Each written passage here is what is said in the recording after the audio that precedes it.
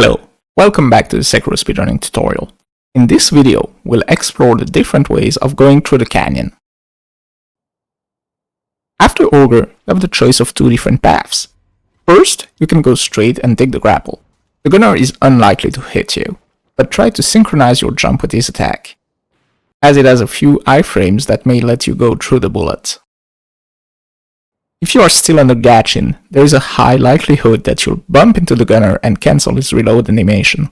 In that case, he'll be ready to shoot you before you can fall to the canyon, and you'll have to avoid the second bullet by jumping.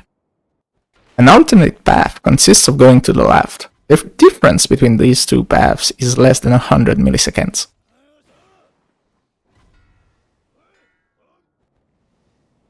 Let's talk about the canyon proper.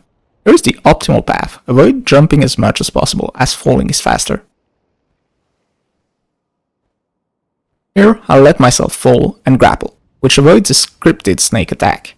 It is possible to jump directly to the platform, but you will have to avoid it. Both methods are approximately equivalent. The basic way of going through canyon is through the tunnel. You'll be faster by spamming your joystick or key to shimmy. When you get to the falling stones, you can jump to the end. Run to the right of the palanquin and take a slight left to that small hole in the left wall, which will avoid a scripted hit.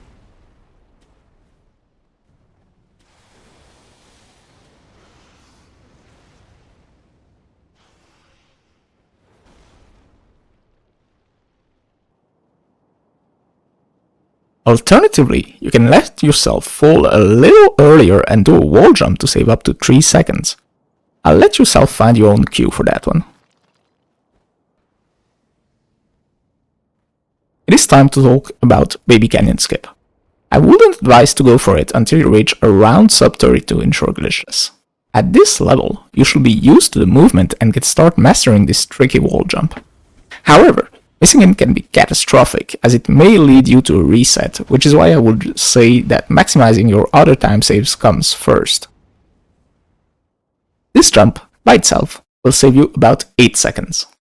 The first jump can be done at multiple spots, but be careful not to input it too early, or you may be stuck before the end of the platform and not get maximum distance. The wall jump must be done fairly late, as you start falling after reaching the peak of your jump. Actually, the wall isn't completely flat, and the icicles you wall jump on point slightly outwards, which risks you doing a vertical jump. If you often encounter this problem, there is a high chance your wall jump is too early. Finally, try to go slightly left at the end to reach the platform easier. It is still necessary to avoid the scripted hit. Finally, let's talk about Double Canyon Skip and a potential setup. Global consensus is that this jump should only be used when going for world record because of its high difficulty and associated risks. This jump potentially saves an extra 8 seconds. Failing it can often be backed up by a wall jump to the grapple, which will lose you about 3 seconds compared to going for it immediately. As I already mentioned, this jump is, in general, frame perfect. However, there is a feeling shared by some runners that copying my jump spot and quickly shifting your camera to the right makes it slightly easier. For the wall jump, just as for Baby Canyon, the wall is not flat and goes slightly outwards, so don't jump too early.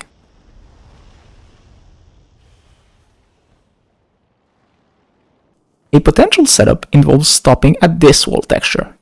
By restarting your sprint, you will stay stuck for a short amount of time before falling. This way, the timing between the start of your sprint and the delayed jump will be consistent. It doesn't make it any easier, but it can help you get acclimated with the timing.